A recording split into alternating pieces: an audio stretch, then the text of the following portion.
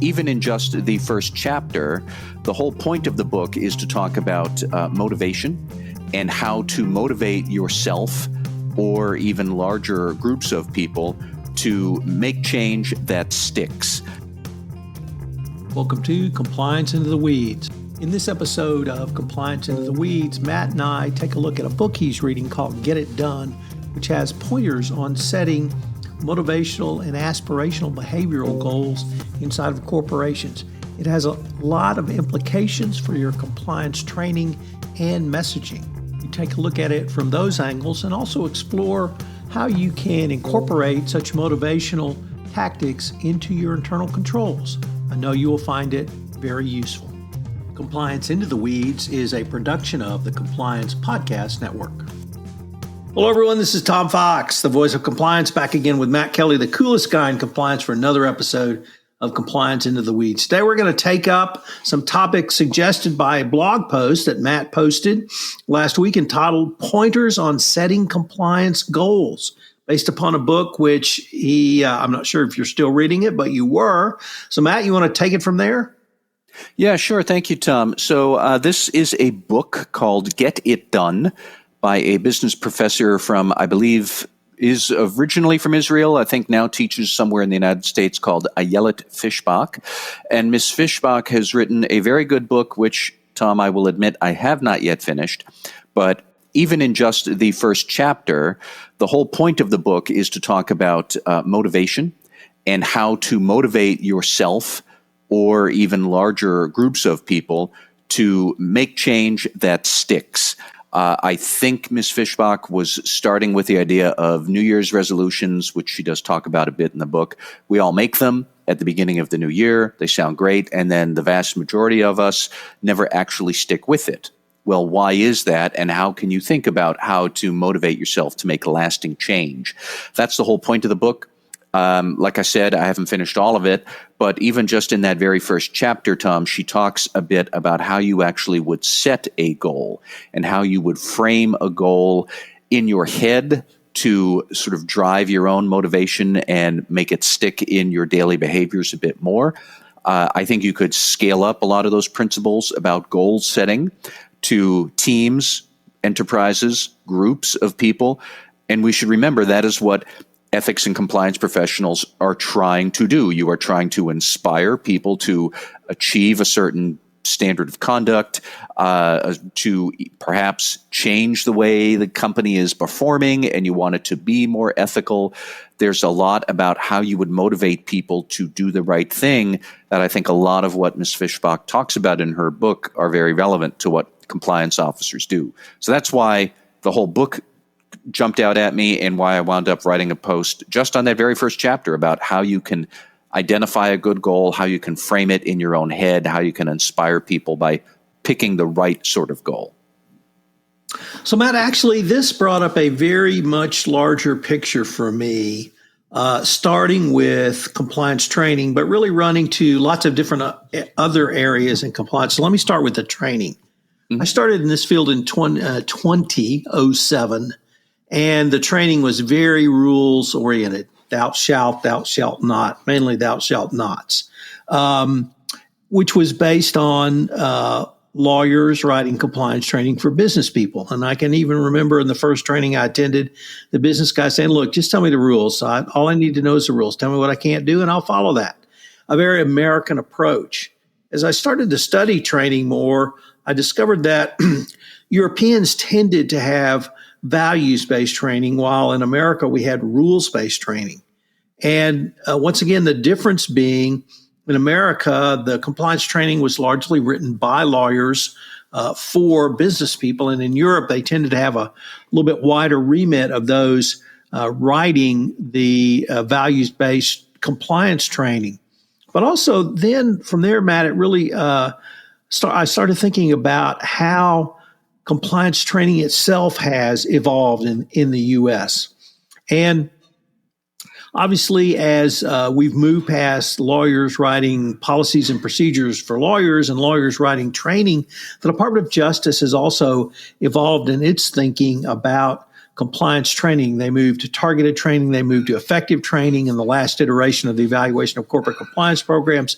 They talked about short, focused training, but they've never really talked about the point you raised in your blog post that's discussed in the book, which is this difference between aspirational or you even use chore-based, so I'm going to say aspirational or chore, but perhaps values or rules. And this seems to me to be really the next step for training in the United States. I think many of the people that we both look to as kind of leaders in training, the former Broadcat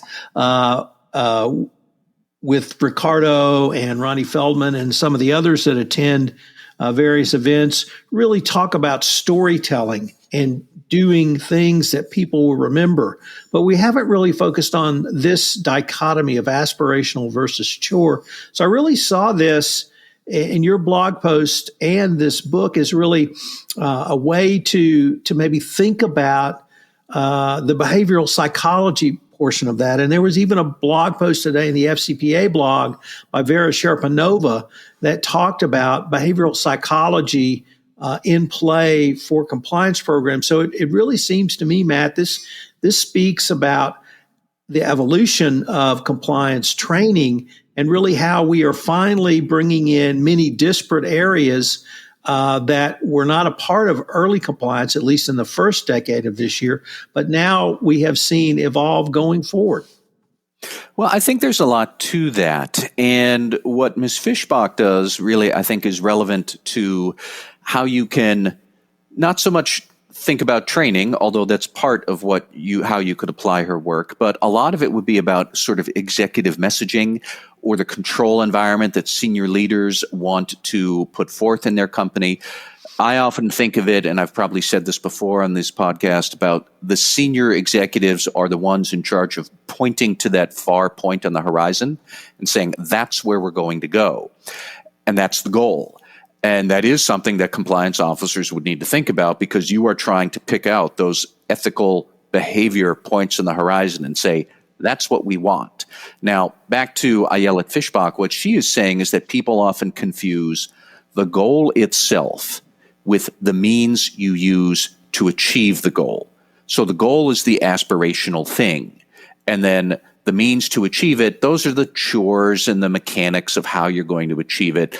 I'll give you first an example from sort of regular everyday life. Nobody says, my goal for 2022 is that I'm going to run 4.5 miles a day, 3 days a week for the month of January. Then I'm going to scale it up to 6 miles. Then I'm going to go for a long run every Sunday that goes up to 8 or 9 miles by second quarter.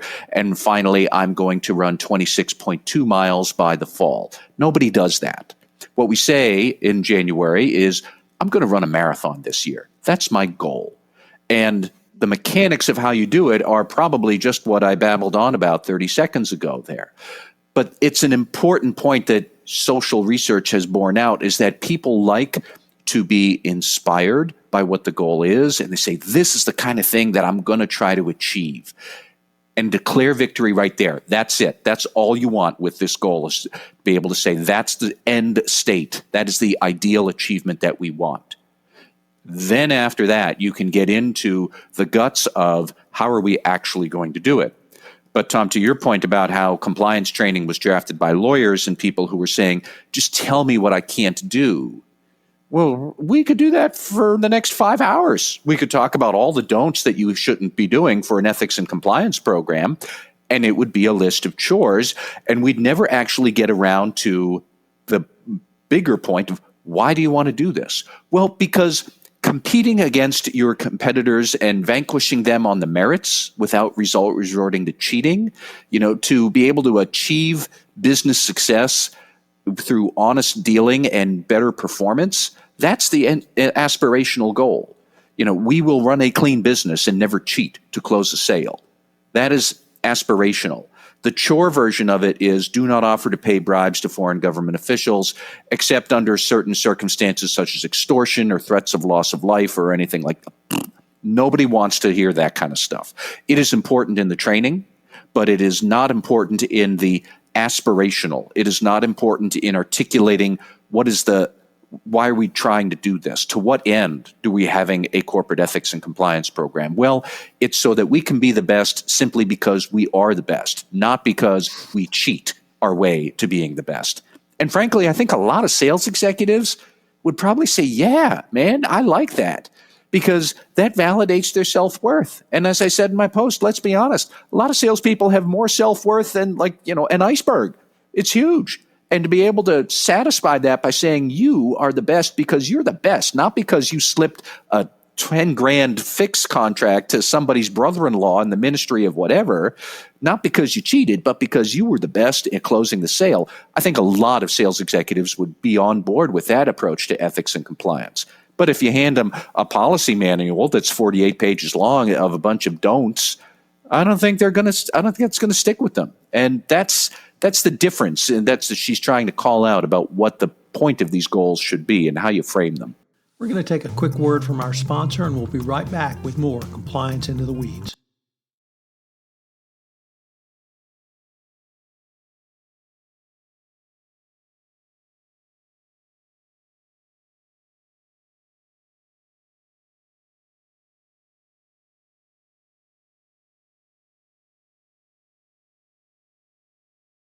So, Matt, in addition to the difference, I think I would add that if you have a rules-based approach, you can never have enough rules. And you can have a 48-page thou shalt nots list, and you're never going to cover every situation because you have your sales team so focused on the don'ts that they can't react when they have a new situation. Whereas if you have the aspirational, then you can apply some of the messaging that you've received to the situation. But let me pick up on a couple of points you raised. Number one, messaging. I certainly understand the aspirational in messaging, but you also talked about it in the control environment.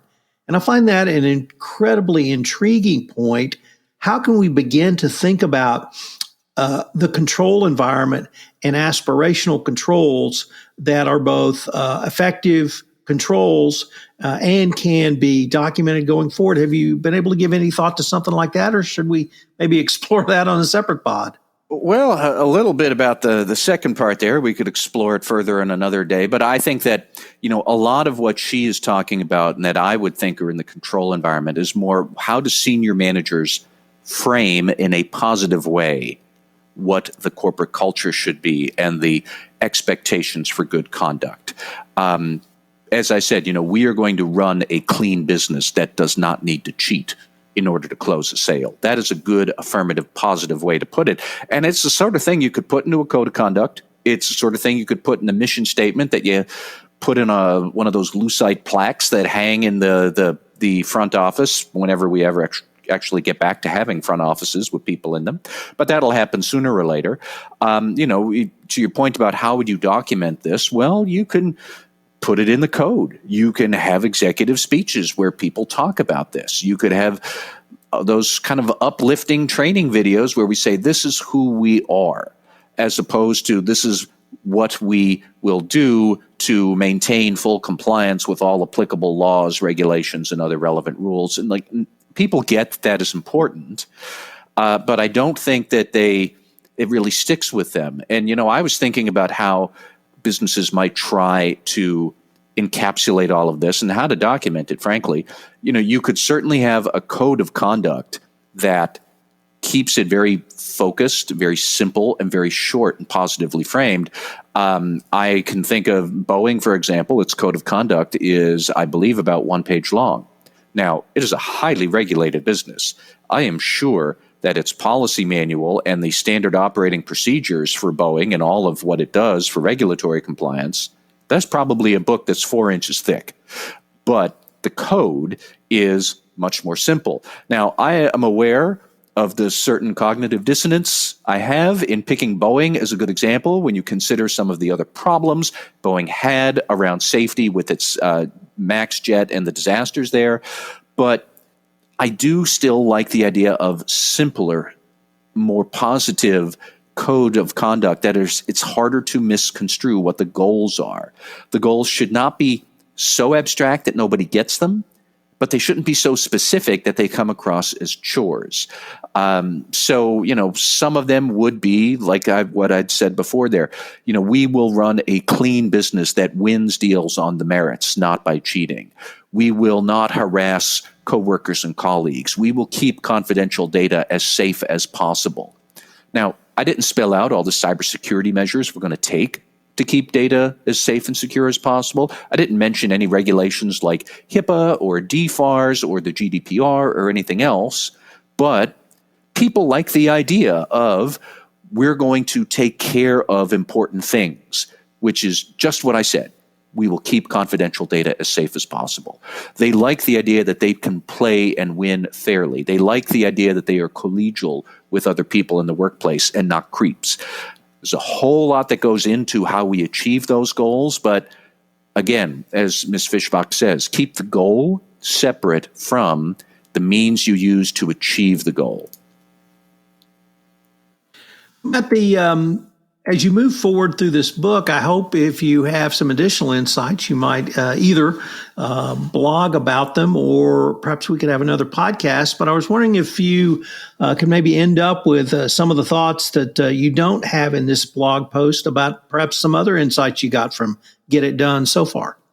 Well, one point that she also raised that I think is relevant here is she said that people will invest less mental energy in all of the mechanics of how you achieve your goal.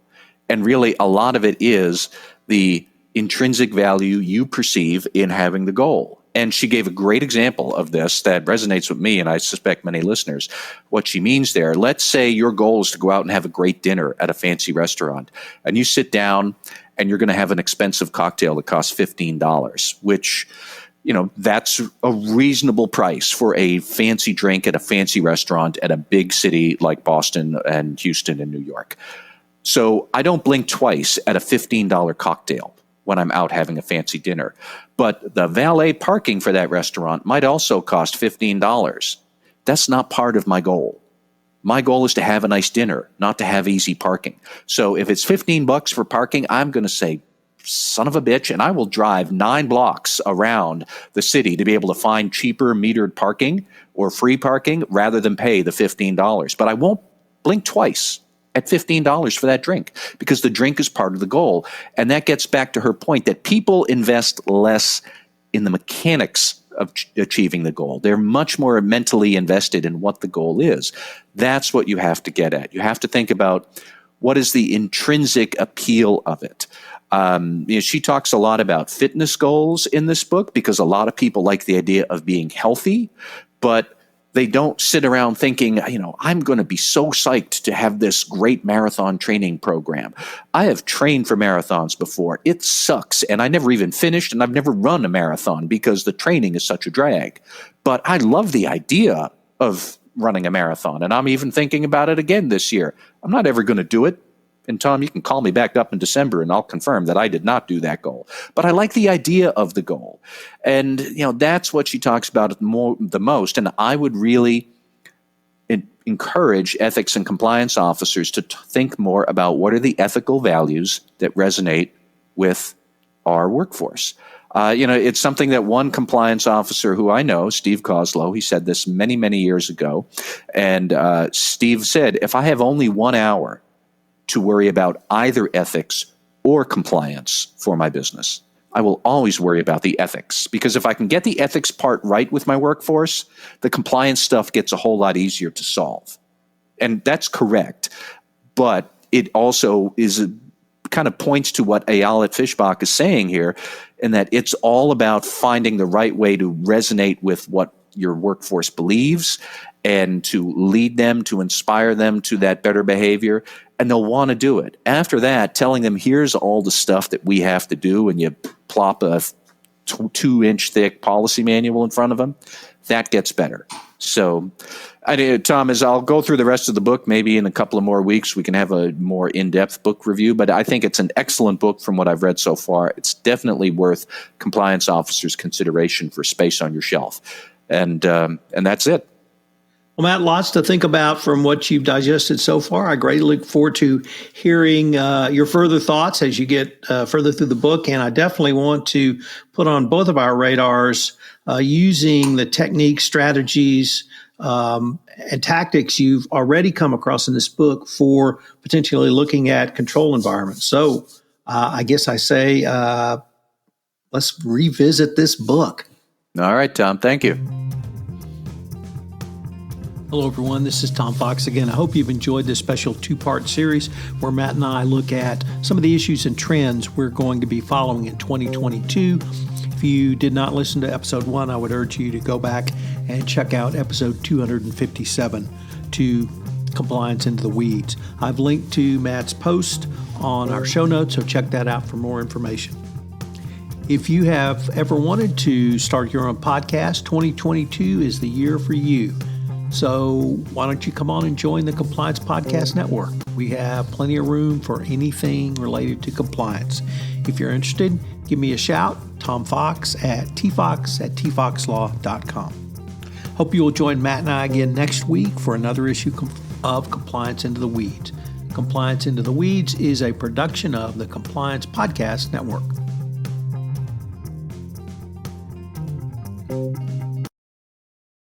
This podcast is a part of the C-Suite Radio Network. For more top business podcasts, visit c-suiteradio.com.